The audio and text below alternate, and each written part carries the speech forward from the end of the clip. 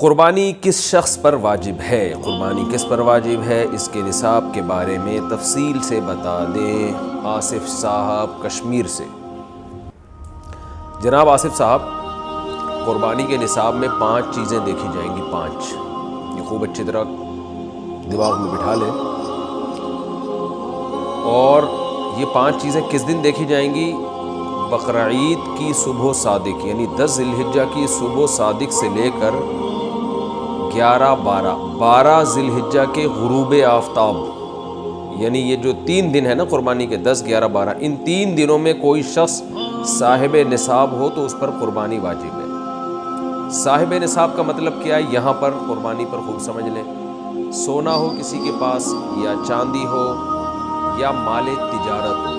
تجارتی مال کا مطلب وہ چیز جو بیچنے کی نیت سے خریدی ہو، کوئی پراپرٹی ہے بیچنے کے لیے خریدی، دکاندار کا جو جتنا سامان دکان میں پڑا ہوتا ہے سب بیچنے کے لیے خریدا ہوتا ہے، کوئی کپڑا آپ نے خریدا تھا، خریدتے ہوئے بیچنے کی نیت تھی، تو یہ تجارتی مال کہلاتا ہے۔ چوتھی چیز ہے نقد رقم، کیش، یعنی جو بھی آپ کے پاس بینک میں یا جیب میں جو کیش اماؤنٹ پڑا ہوتا ہے، یہ 4 چیزیں ہو گئی۔ 5ویں چیز ہے ضرورت سے زائد سامان۔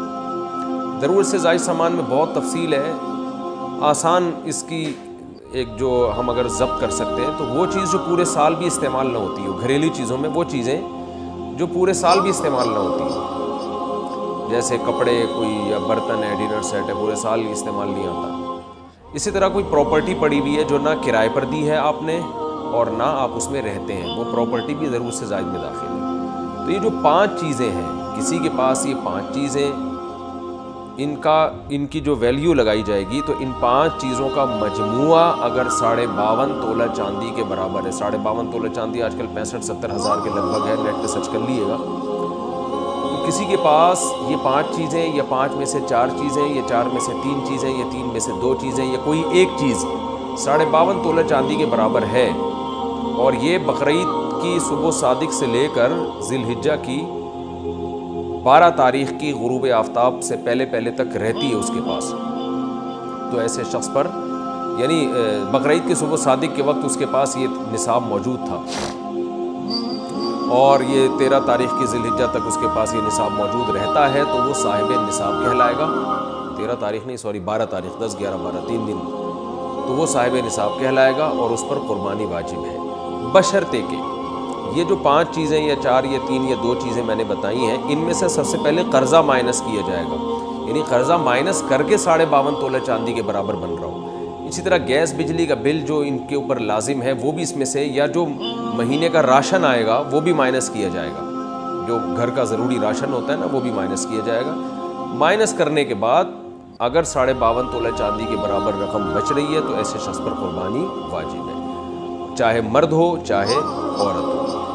تو عورت کیسے قربانی کرے گی؟ سونا خواتین کے پاس بہت ہوتا ہے، چاندی ہوتی ہے، چاندی نہیں بھی ہو تو سونے کے نصاب جو ہے اس کے ساتھ اگر 1 روپیہ بھی ہے تو وہ بھی 52.5 تولہ چاندی کی قیمت دیکھی جائے گی اس میں۔ تو عورت کیسے قربانی کرے گی؟ اس کے پاس تو کیش نہیں ہوتے عام طور پہ، تو پورے سال جمع کرے، تھوڑے تھوڑے اپنی جیب خرچی سے بچایا کرے، یا سونا کو بیچ کر کرے۔